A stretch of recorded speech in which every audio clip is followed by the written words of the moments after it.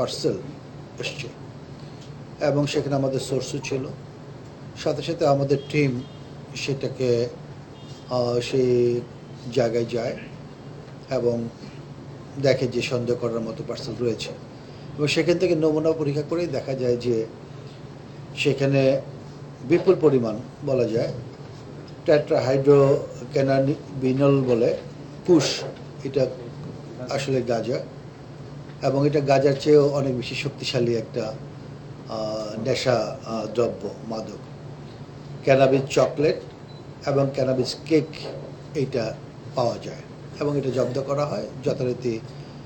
এইটা যে সন্দেহ করার কারণ হলো এই প্যাকেটগুলো ছিল হলো খেলা, যে বাচ্চারা যে খেলাধুলা করে গেম এরকম প্যাকেট।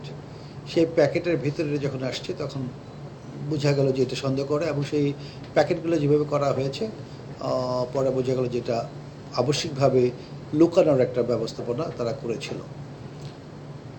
যেভাবে তারা স্ক্যানিং মেশিনকে ফাঁকি দেবে সেরকম প্যাকেট ছিল।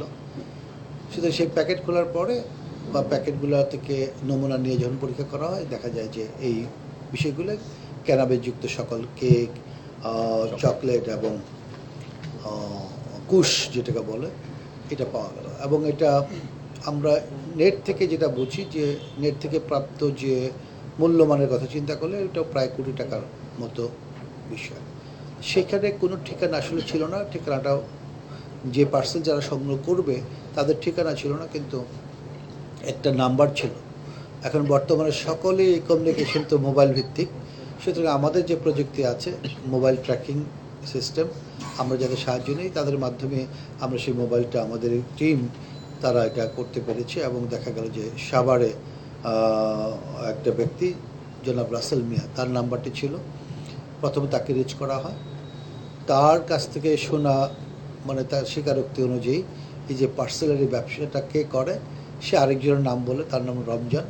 তাকেও পরে আমরা অ্যারেস্ট করতে সক্ষম হই এবং রমজানের আবার স্বীকারোক্তি অনুযায়ী সর্বশেষ মোহাম্মদ ইমরান রাজ, যা সে ঢাকাতে আশুলিয়াতেই থাকে, ভাড়াটিয়া সে, তো তাকে পাওয়া যায়। সে এই বিজনেসটা, তাদের সবারই বয়স কিন্তু প্রায় মানে বেশি বয়স না, 20 থেকে 22 বা 23 এরকম বয়স হবে।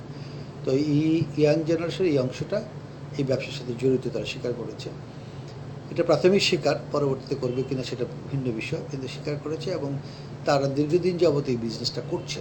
তো এই বিজনেস আছে, আমাদের অভিযানও আছে, যথাযথভাবে তাদেরকে আইনের আওতা আনার জন্য মামলা করা হয়েছে এবং এইটা অব্যাহত থাকবে। আর এই চক্রটা, এই চক্রের সাথে যারা বাইরে আছে, যারা পাঠিয়েছে, এই পাঠানোর বিষয়ে আপনাদের প্রশ্ন নিশ্চয়ই থাকবে যে যেখান থেকে আসছে সেই বিষয়ে আপনারা কী করছেন। আমরা আগেই বলে দিই যে আমাদের একটা, আপনারা জানেন যে ইউএসএ ভিত্তিক একটা অর্গানাইজেশন আছে, ড্রাগ এনফোর্সমেন্ট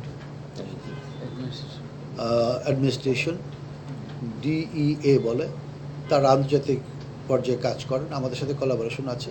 তাদের কাছে আমরা যেখান থেকে পাঠিয়েছি সেই ঠিকানাটা এবং তথ্য আমরা প্রদান করব। তারা সেখানে দেখার চেষ্টা করবে যে কারা এই কাজটা করছে। এই হলো আসলে আমাদের অভিযান এবং আমাদের কার্যক্রম এই সংক্রান্ত।